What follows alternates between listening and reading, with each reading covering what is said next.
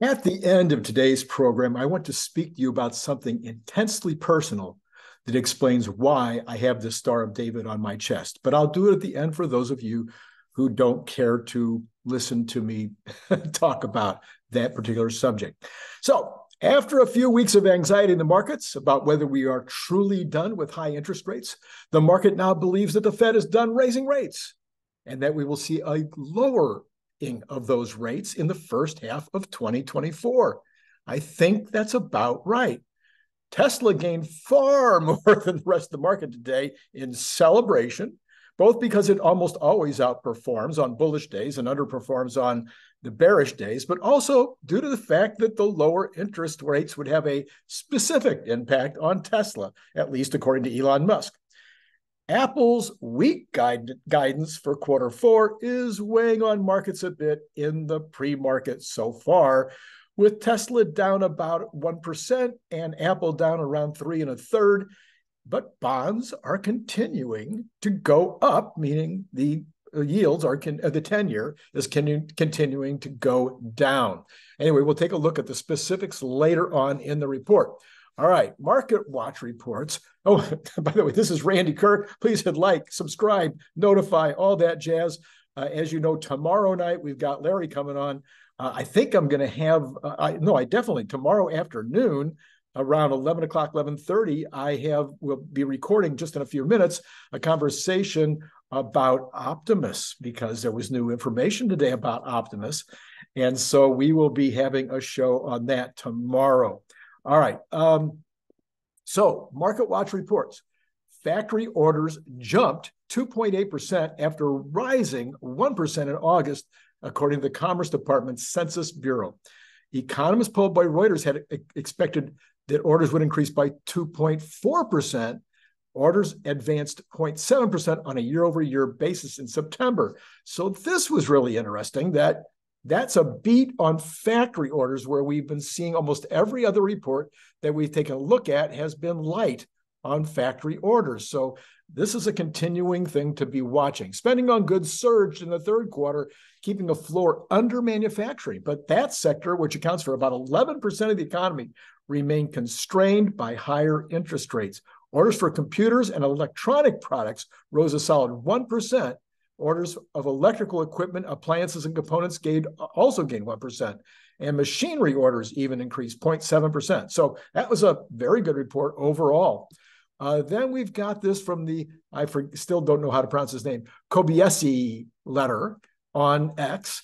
He says the U.S. Treasury is increasing borrowing in short-term offerings, which sent the 10 and 30-year bonds sharply higher today. I think it was more about the Fed report from yesterday. But what also took place was the yields on the 2-year are going back up again as the yields on the 10-year are going down, broadening once again the inversion. So that's also taking place even tonight in the pre-market. So that will be interesting, that the Fed, by the supply and demand issue with regard to what they're issuing in treasuries, could actually cause the inversion to get worse, which would have absolutely nothing to do with the economy itself. It would have to do with what the Fed believes, which is obviously what Kobayashi says. The U.S. Treasury is betting on rates coming down in the long term. So they're appropriately buying the short-term bonds, selling more of the short-term bonds right now, and then wait for the rates to come down, and then they can switch back into long-term, which, as Larry Goldberg has pointed out over and over again, they should have done a year and a half ago. Anyway, Apple is bit down, as I mentioned, down a bit, about 3.3% last time I looked, due to lower sales for the fourth quarter in a row, even though the market was expecting these lower sales and it beat on revenues. It still is not a good thing to see Apple continuing to have these quarter over quarter sales going down. Now, they did beat on profits, and they were up on profits. So, if you got to have one or the other, I'd rather have the profits than the sales. But the issue seems to be hardware sales, especially Mac and iPad, are where they're seeing the sales go down. Their service sales are going up, which is why you see the profits going up as a percentage. And then the China economy seems to be mostly responsible for some of this low numbers on hardware. So Cook made some comments about China, and Dan Ives said about those comments, he thinks that Cook was right. He says he thinks that there is some softness that we're still going to see in China in the fourth quarter, and that'll affect Apple. But he thinks 5% up for Apple next year. And no cuts, not showing, Apple's not showing any cuts in their guidance from the supply chain. And Dan Ives was just in China checking that kind of stuff out. And he says the smartphone recovery is generally going along quite well, that the new 15 is doing well. So if correct, that would also bode well for Tesla next year, where analysts continue to believe that BEVs will move to all-time records in China. The biggest issue I see for Tesla in China next year is where to get enough vehicles if the market is up 50%, which most people think that China, will continue to go up 50% again next year. And some of the other folks are going to be making more cars and they'll be able to fill that market. But where's Tesla going to get more cars? They're also using China as their export hub to all these new markets that they're going to. So I'm not 100% sure how Tesla is going to deal with that. Does anybody have a theory out there?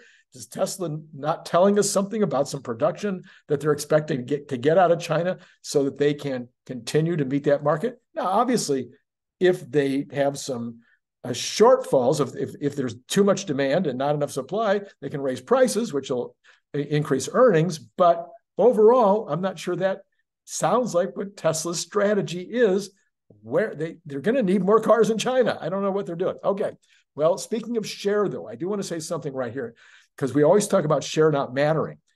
When you have a disruptive company where there's only, a few, a very small percentage of the overall market in the disruptive area, then share doesn't matter. If there's tons and tons of TAM and tons of demand, then who cares what your share is? If you are selling 1 million units a year in a 100 million unit business, and you have 100% of the share of your type, and then somebody sells one, you no longer have 100%. So share is kind of not a good way to look at it. If somebody sells 100,000, you've dropped it, you're only at 90%. So that's not a good way to look at it. But in a disruptive market like the EV market, when it starts to get up close to 50%, now you want to be paying attention to your share of the market. And I don't think it's a good idea for Tesla to lose share in that Chinese market because of an inadequate ability to supply. So again, I'm not really sure what's going on there. One thing is clear, Tesla will sell every car that Shanghai can possibly produce next year, unless Elon has some shocking way to make more cars. I'm not sure. Speaking of Elon, he declared today that Starlink is breaking even on a cash flow basis. So for those of you who are hoping to buy some shares when that IPO happens, that's the main step that Elon said needed to happen in order to be able to do that IPO. We'll see what happens next. He also said today that AI will render all jobs obsolete. Well, personally, I think he's wrong about that. I think there's going to be lots of jobs in experiential fields, particularly things like travel, okay? And that's not going to be able to be handled by robots. You're going to be humans to, man some of those posts. Handicrafted products, I think, will become a very big deal. People want things made by humans, and that's going to be a very big business in the future. Influencers, like on this channel, are not going to go away. So nobody's going to take my job. Anyway, there are other jobs that I think will be very hard for bots and computers to fill, but these are the ones that I think are the most obvious. Okay. I don't know what your opinion is on Ed Yardeni as an analyst. I've always liked Ed Yardeni as an analyst. Maybe you don't. I'm not sure. But here's what he had to say today. This is a little bit of a long article, but I think every bit of it is critical. So please listen. The economy can still grow without driving inflation, and that's an ideal scenario for the stock market. Market veteran Ed Yardeni said, productivity gains are starting to materialize in a good sign for the economy. Productivity boosts real wages, profit margins, and keeps a lid on prices. The latest economic data suggests a type of Goldilocks scenario is about to play out in both the economy and the stock market. The key ingredient is productivity, which jumped 4.7 in the third quarter to mark the biggest increase since 2009. excluding one quarter in the 2020 pandemic whiplash. It confirms our view that strong economic growth isn't inflationary if it is driven by productivity growth, according to Ed Yardeni. Productivity in which companies and their employees get more efficient is important because it can keep the economy growing without driving prices higher. And if inflation remains steady, it will give the Federal Reserve ample breathing room when it comes to interest rate decisions. Our analysis suggests that the Fed, should allow productivity-led growth to flourish because the main driver of prosperity without containing inflation. Productivity, he already said all this. A scenario in which the economy keeps growing while inflation stays contained close to the Fed's long-time 2% target would be a type of nirvana, as it would mean the Fed could ultimately loosen its grip on interest rates. He's saying the same thing over and over again. I wish I'd cut all that out. And if the Fed is cutting interest rates because growth is steady and inflation has been tamed, not because of an ailing economy, then stock prices should continue to move higher. That's right. We think the economy started a productivity growth boom in the early 2016 that was interrupted by the pandemic, and now it is likely to start over, to pick up where it's left off and accelerate from the after effects of the pandemic. The current decade might turn out to be the roaring 20s after all. Wharton professor Jeremy Siegel, who is believes heavily in all of this, says that technological advancements like artificial intelligence will help this productivity increase, and they should ultimately lead to higher profits and higher stock profits. I think, he said, that the promise of AI is real. This year, our growth is being driven by productivity. It's good for earnings, but it doesn't drive yields up. Higher real growth, more borrowing, more capital investment. I want to be in stocks, not bonds, Siegel said. Well, now that doesn't make a lot of sense because right now bonds are still at 4.66. Last time I looked, the 10 years at 4.66. If you buy that bond at 4.66, you now hold that and you've got that interest rate for 10 years. And then if the bonds go up because yields are going down, you make money on the underlying bond at the same time. So that's one time that I'm not agreeing with Siegel. I'm not sure what he's even trying to say. He says, but he continues, for evidence of a surge in productivity growth, he pointed to the fact that job hirings have slowed this year compared to last year, but GDP growth has surged. This year, we're hiring at less than half the pace, and we have 2 to 3 times the level of GDP growth. Why is that? One of the biggest bounce backs in productivity I have ever seen, Siegel said. All right, so there we are. Where is the market now? Let's see what's happened. Let's start with the bonds, since that's what I have open. The 10-year is still down about 1 basis point at exactly the same number. 4.66 hasn't moved since I last looked. The 2-year is still up a little, like 1.5 basis points. So not a tremendous amount. And then but it's still widening the gap. And the 2-month is about flat even. Let's see, if we go on to look at oil, we're doing this in reverse order, how I normally do it. Oil is still at $82.50. That's good. Gold is 1992, about even, down $1.40. And the cryptocurrencies under 35 again. So that's interesting.